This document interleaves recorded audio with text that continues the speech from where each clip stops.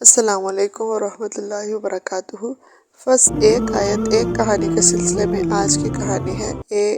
نیک کاموں میں سبقت کرو۔ عائشہ اور فاطمہ جو تھے ایک ہی اسکول میں پڑھا کرتی تھیں۔ ان کا فاطمہ کے اسکول میں ایک دن غریب اور جو نادار بچوں کی مدد کے لیے ایک مہم کا آغاز کیا گیا اور سب بچوں سے کہا کہ وہ اپنی طرف سے جتنا بھی کنٹریبیوٹ کر سکتے ہیں، کچھ رقم یا سامان جو ہے وہ ان بچوں کے لیے لائے جن کے والدین ان کے لیے جو ہے وہ چیزیں وغیرہ نہیں خرید سکتے۔ عائشہ اور فاطمہ جب گھر گئیں، انہوں نے اپنے اپنے سامان میں وہ چیزیں ڈھونڈی جو وہ کسی کو دے کے ان کی ہیلپ کر سکتے تھے، جو وہ اللہ کے راستے میں دے سکتی تھی۔ عائشہ کو اپنے کچھ کپڑے، کھلونے، کتابیں، کچھ اس طرح کی چیزیں ملی جن کو وہ بھی استعمال نہیں کرتی تھی، جس کو اس کو ضرورت نہیں تھی۔ اس نے ان سب کو ایک تھیلے میں ڈالا اور کہا کہ یہ میں جو ہوں ساری ان چیریٹی میں ان بچوں کی مدد کے لیے دے دوں گی، تاکہ وہ بھی خوش ہو جائے اور اللہ تعالیٰ بھی مجھ سے خوش ہو جائے۔ اسی طرح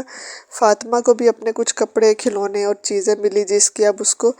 ضرورت نہیں تھی، لیکن پھر اس نے دیکھا کہ اس کے پاس کچھ پیسے پڑے ہیں جو اس نے اپنی پاکٹ منی سے بچا کے رکھے تھے، جو وہ چاہتی تھی کہ ان سے وہ کچھ نئے ٹوائز لینا چاہتی تھی۔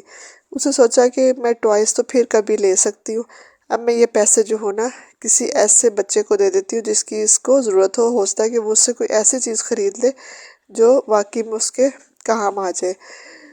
اس نے بھی وہ ساری چیزیں ایک لفافے میں ڈالی اور کہا کہ یہ میں صبح ٹیچر کو دے دوں گی۔ اگلے دن عائشہ اور فاطمہ اسکول گئیں، انہوں نے اپنی تمام چیزیں ٹیچر کو دیں۔ ان کے ٹیچر نے ان کا شکریہ ادا کیا اور ان کی سخاوت کی تعریف بھی کی اور کہا کہ آپ لوگوں نے بہت اچھا کام کیا، اللہ تعالیٰ آپ سب سے خوش ہو جائے کہ آپ لوگوں نے جو لوگوں کے ساتھ مہربانی اور ہمدردی کی ہے،